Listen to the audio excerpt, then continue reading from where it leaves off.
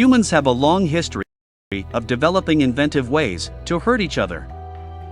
There's seemingly no end to the horrifying torture devices that people have conceived. But one of the most terrifying methods of torture ever created doesn't require a man-made device at all. It just requires a rat. It's unclear exactly where and when rat torture first originated, but it was used at least as far back as 60 CE in the Roman Empire. Then, according to the Torture Museum, Emperor Nero used the rodents as tools of justice against his enemies. One of the most fiendish forms of rat torture emerged during the Dutch Revolt in the 16th and 17th centuries. The method involved trapping rats in a bottomless cage atop a victim's abdomen. Burning coals were then placed on a small tray atop the cage, heating the metal from above. Desperate to escape the heat, the rats began to burrow through the only soft surface they could find: the victim's flesh. With sharp claws and teeth, the rats quickly gnawed their way into the victim's bowels, causing excruciating pain and terror. One of the first documented uses of this diabolical technique occurred in 16th century Europe during the Dutch Revolt, with Dutch leader Diederik Sonoy famously implementing the torture method against captured prisoners. The technique particularly came in handy when Dutch leaders were trying to extract information from their Spanish enemies.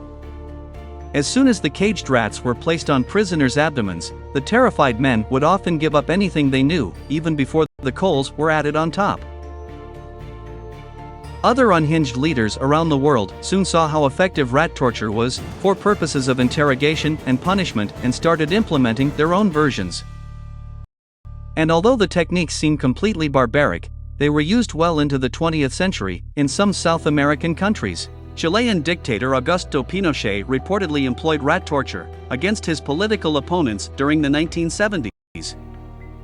Female prisoners reported that Pinochet's military placed the rodents inside their vaginas. Around the same time as Pinochet's reign of terror in Chile, the military junta in control of Argentina during the country's dirty war devised a devilish innovation of the process. Instead of placing the rats against the flesh, soldiers used a telescopic tube to guide the rats into a prisoner's body through the rectum or vagina. Prisoners in India also reportedly underwent torture involving rats. Those awaiting punishment were placed in loose pants that were tied tightly around the ankles. Rats were then poured into the pants, where they scratched and bit the prisoners' legs and groins while trying to escape from the fabric. And in medieval London, the notorious Tower of London even had a special dungeon dedicated to rat torture.